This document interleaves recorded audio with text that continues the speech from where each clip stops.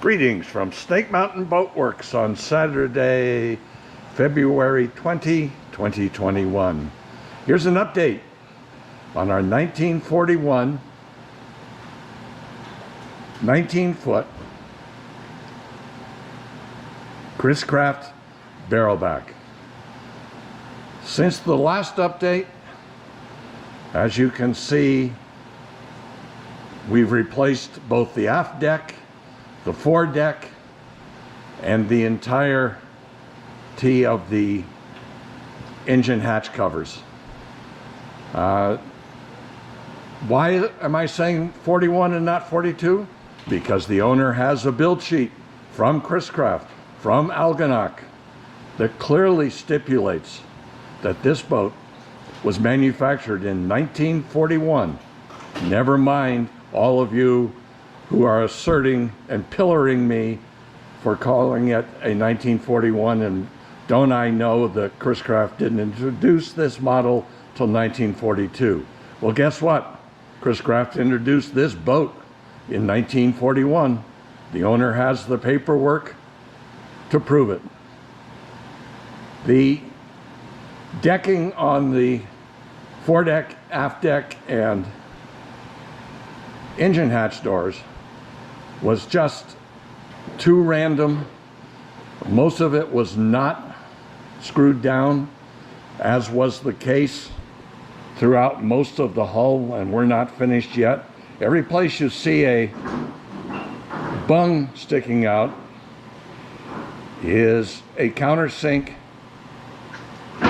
that had a bung in it without any glue, and at least half of them, when we released those bungs, we discovered there were no screws behind them. The planks, the topside planks and the gunnel planks were just sitting there for the most part. Oh, there was a screw here and there. Thank God this boat's not been in the water.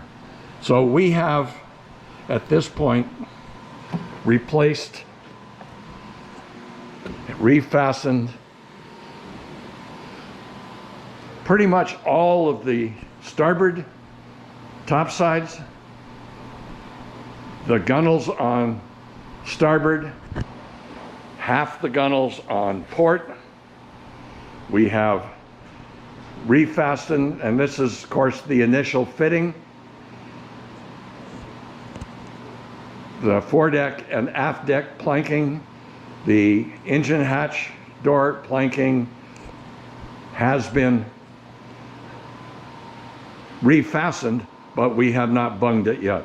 Now let's talk about these doors.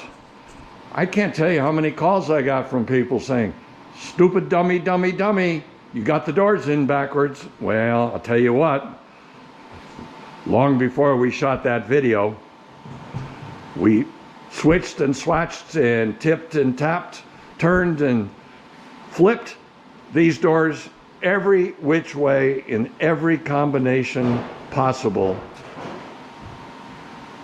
As I hear all too often, trust me, they were wrong.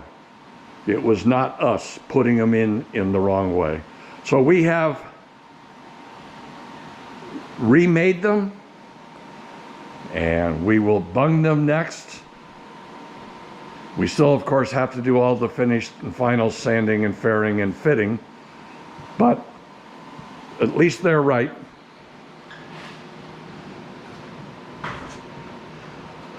The foredeck was just a disaster. The one good thing that we got out of having to remove all these planks, though, is a pile of mahogany that is contemporary with the rest of the mahogany on the boat. That said, Joe has spent hours of enjoyable time cutting bungs out of the old mahogany that we removed from the decks. So all of these bungs in the original wood are actually cut out of the original plank, the former planking that was on the decks. So it is same vintage and the same hue. As you see on the port side, the trick is to find a fastener point that had a bung that was glued in. Yes, you're right. There aren't any. Every single one of these had a floating bung. We discovered many broken screws, screws that had backed out, and no screws. You can't just force in going from a, let's say, an 8x1 to a 10x1 and say, there, now we've got her fastened. No, you don't. No, you don't. Because what you've done is force that 10 into compromised wood. So every one of these has been toothpicked or will be toothpicked. All of the bung holes and screw holes, excuse me, where we replaced deck planking, every one of those screw holes was toothpicked so that we can use the period correct screw on the decking. And as you'll see, it is a 6x1.5 silicone bronze, never, ever, ever, ever stainless steel, unless you want your boat to rot away under you. Right? Frierson driver, flathead screw. So we will continue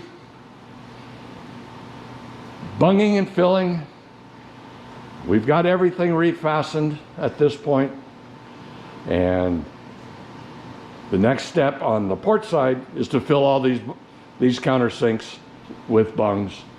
Then we will sand everything fair, bleach it all with Daly's bleach, 3 part B, 1 part A. Then stain it with Mike Mayer's gel stain. The gunnels are black, or virtually black on this boat, if you remember. The rest of it will be pre-war Chris-Craft that Mike mixes up. There's nobody else to get stained from. Pure and simple. Pure and simple. Then we'll eventually seal it with 3 to 4 coats of clear penetrating epoxy sealer. And again, the real stuff, Smith's. Yes, you can find cheaper. You know why? Because it's junk. Don't use it. You'll be so, so sorry. And those of you know who you are who have written to me saying, oh, why didn't I listen? Why did I buy that stuff? Now I've got this soupy, sticky mess. What can I do next? Well, the answer is, what you can do next is replace all that wood. We won't. We use the appropriate materials. Varnishing comes next. Pretty soon she's going to start looking pretty. So that's our update on February 20, 2021 on the 1941 19-foot Chris-Craft Barrelback. Thank you so much. Bye-bye for now from Snake Mountain Boatworks.